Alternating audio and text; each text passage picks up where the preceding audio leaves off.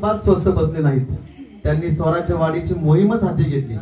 पाहता पाहता पन्हाळ्यापर्यंतचा प्रदेश त्यांनी जिंकून घेतला. कोकणही ताब्यात घेतलं. सर्व हिंदवी स्वराज्य बाळसं धरू लागलं, वाढू लागलं. जे जगानं केलं ते महाराजांनी कधीच केलं नाही. हेच ते आपल्या महाराजांचं वेगळंपण. सुराज्य स्वराज्यासाठी उच्च बुद्धिमत्ता आणि नीतिमत्तेच्या जोरावर महाराजांनी आपलं हिंदवी येतच होती. आणि ती पुढचं आलेलं संकट म्हणजे सिद्धीचे. अहो, सिद्धीचे म्हणजे आपली सिद्धी नव्हे, सिद्धी जोहरचे. तर बघूयात कोण होता हा सिद्धी जोहर.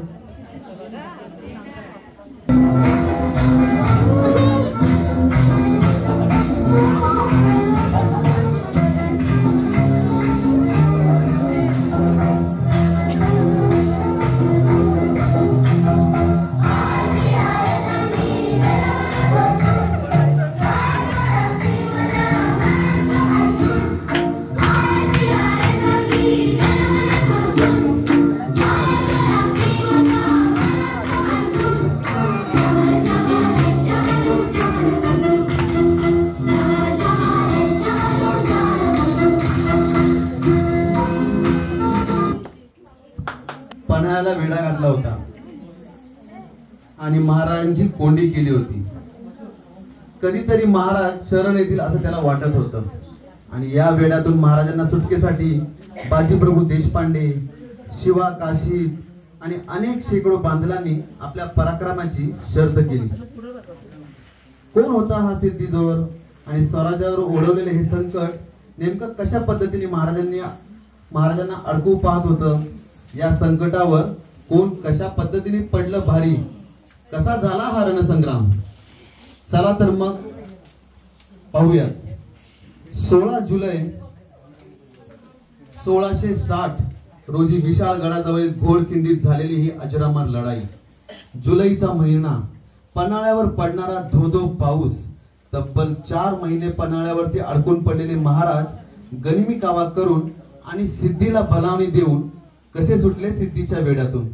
काय होती ही संधी, कशी झाली घोडखिंडीची पावन खिंड. आहात का सगळे तयार? चला तर मग इतिहासाच्या या सुवर्ण क्षणांची लिहिली गेलेली ही अद्भुत लढाई, ही स्वामी निष्ठा, ही शिवभक्ती पाहूयात. याची देही याची डोळा. चला तर मग थेट जाऊया पन्हाळ्यावरती असणाऱ्या वेड्यावर.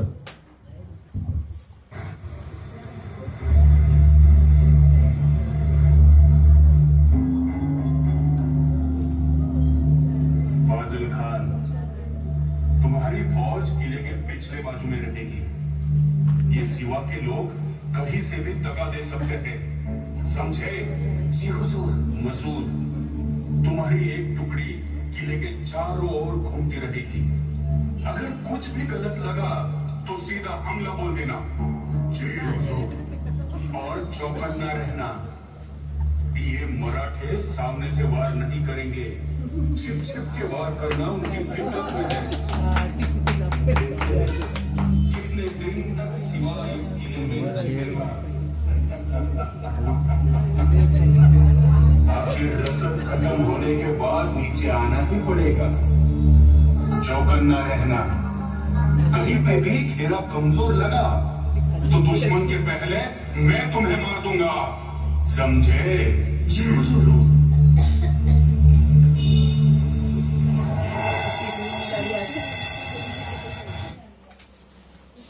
पण 4 महिन्यापेक्षा जास्त पन्हाळ्याला वेढा घातला होता। शिवा काशीत प्रति शिवाजी बनून राजदिंडी मार्गाने सिद्धी जोहरकडे गेले। तत्पूर्वी शिवाजी महाराज आणि शिवा काशीत यांच्यामध्ये झालं होतं एक संभाषण। पाहूयात ते काय होतं।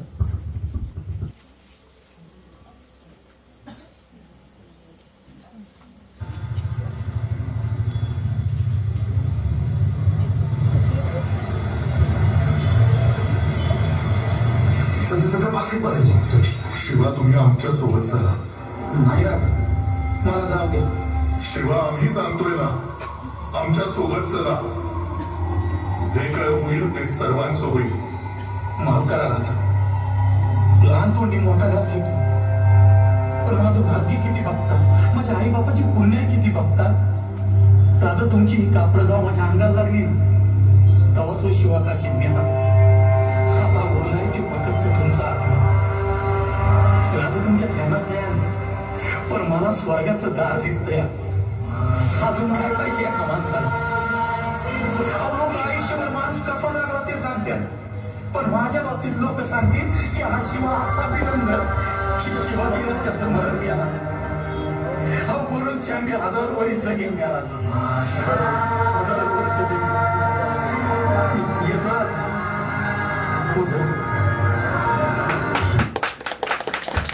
शिवा काशीतने आपल्या छत्रपती शिवाजी महाराजांना दिला आणि पाहूयात पुढे काय उभं ठाकलं होतं। काशीत प्रति शिवाजी बनून सिद्धी जोहरला भेटायला राजदिंडी मार्गाने गेले आणि चोर दरवाजाने शिवाजी, बाजीप्रभू आणि शेकडो बांधल विशालगडाच्या बाजूली रवाना झाले। 7 पट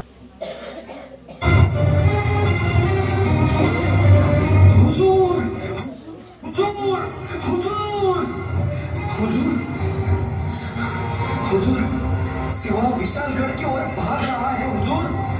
क्या? मसूद, 10,000 की फौज लेके सिवा का पीछा करो। मुझे सिवा चाहिए, जिंदा या मुर्दा। जी हुजूर।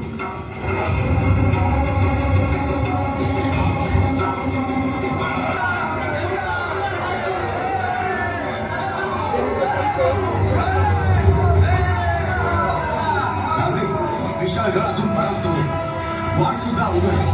आपण कितीही धावलो तरी गनिमाचा धोरण आहे। आम्ही हा धोंडा इथेच या घोडखंडीत आहोत।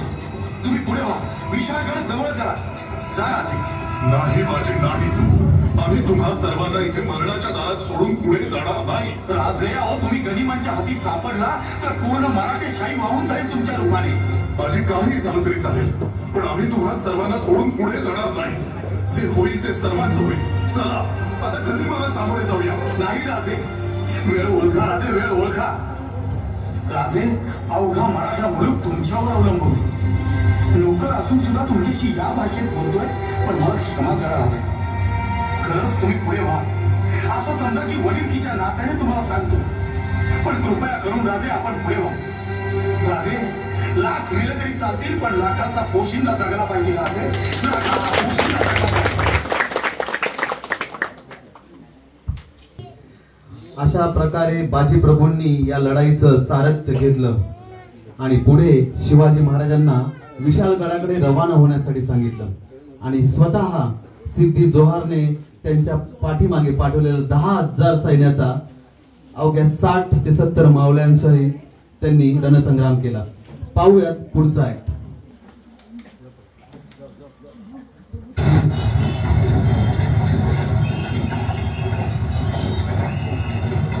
अकेले खड़े हो, हट जाओ वरना खीमा बना देंगे। अरे हट, तो तोफे आदि न मरे बाजी।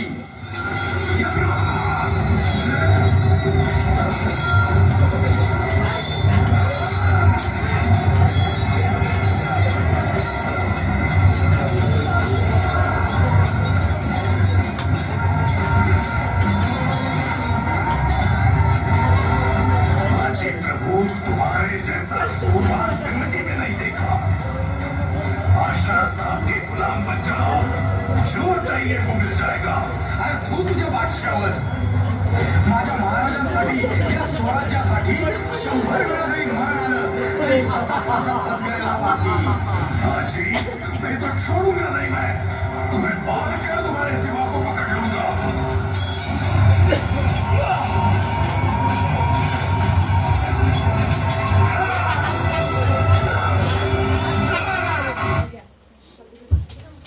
प्रकारे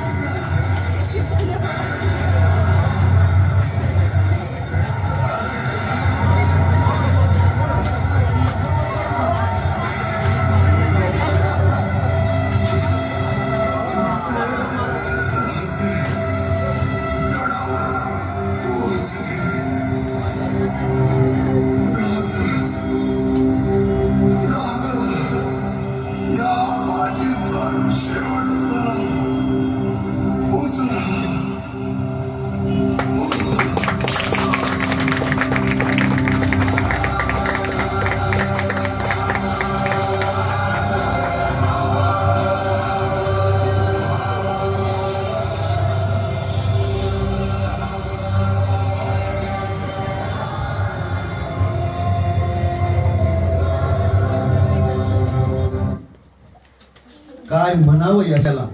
शतशः नमन या मावळ्यांना, खरोखर शतशः नमन। स्वराज्याला पुन्हा एकदा धडाळी मिळाली त्या या बाजीप्रभू देशपांडे आणि शेकडो बांधव सेनेमुळे। लाखाचा पोशिंदा पुन्हा एकदा सज्ज झाला। गडकिल्ले पुन्हा स्वराज्यात आणणे आवश्यक होते। सन 1665 मध्ये मुघल याच तहात शिवाजी महाराजांनी 23 किल्ले मिर्झा राजांच्या आणि मराठा साम्राज्याचे शासक म्हणून महाराजांनी ही अट मान्य केली। पुरंदरची लढाईमध्ये वीरगती प्राप्त झालेले सेनानी मुरारबाजी देशपांडे यांनी आपल्या प्राणाची पर्वा न करता कणखर झुंज दिली, मात्र त्यांना वीर मरण आले। आणि याच आग्र्याहून सुटका झाल्यानंतर शिवाजी महाराजांनी मुघलांकडे दिलेले हे किल्ले परत मिळवण्याचा सपाटाच लावला। कोंढाणा हा मुघलांनी लष्करी दृष्टीने महत्त्वाचे ठिकाण होते। शिवाजी महाराजांच्या राज्याची राजधानी राजगड पासून हा किल्ला फारच जवळ होता आणि या ठिकाणाहून संपूर्ण पुणे परिसरावर चांगलेच नियंत्रण मिळवता येत होते। म्हणून मुघलांनी या किल्ल्यावर जास्त शिबंदी आणि सैन्य तैनात केलं होतं। राजगडाच्या इतक्या जवळ मुघल अस्तित्व नको म्हणून हा किल्ला परत घेणे अत्यंत गरजेचे होते। राजगडाच्या सदरेवर जेव्हा पाहायच्या तेव्हा समोर दिसणारा हा कोंढाणा नेहमी त्यांच्या नजरेमध्ये खूपच होता की हा किल्ला अजूनही आपल्या ताब्यात नाही। तो दिसला की ते नेहमी शिवबाला म्हणायचे की शिवबा, आमचं एक स्वप्न आहे की कोंढाणा पुन्हा एकदा आपल्या स्वराज्यात पाहिजे। शिवबांनाही हे सलत होतं। कोण लढणार ह्या किल्ल्याची लढाई, कोण करणार या लढाईचे सारथ्य, कोण करणार कोंढाणा काबीज, असे एक ना अनेक प्रश्न शिवबांच्या मनात घर करून बसले होते। आणि महाराजांच्या मनात असेच प्रश्न चालू असताना महाराजांचे बालपणीचे सहकारी, मित्र, विश्वासू आणि सुभेदार कोण ते आपण सगळ्यांनी ओळखलंच असेल। तर चला तर मग थेट पाहूयात कोण होते हे।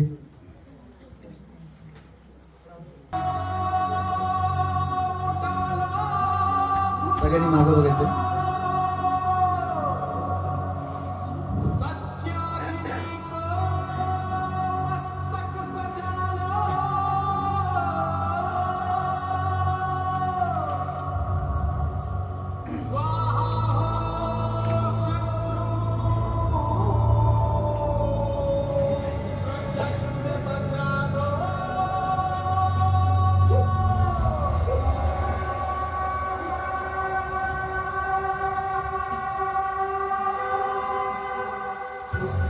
कौन हो तुम? हुक्का मुमरक, नाव सुबेदार तानाजी मालुसरे।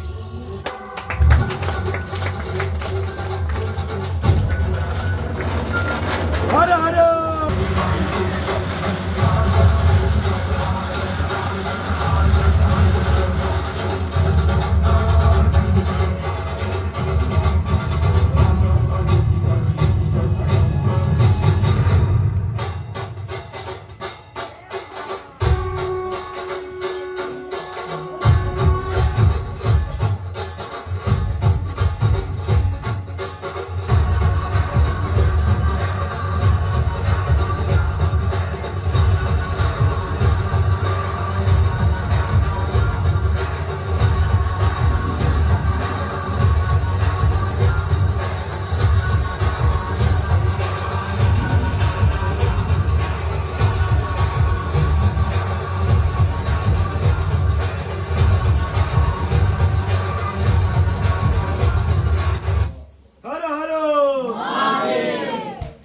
आपल्या मराठी साम्राज्यावरती हमला करायच्या तयारीत होता.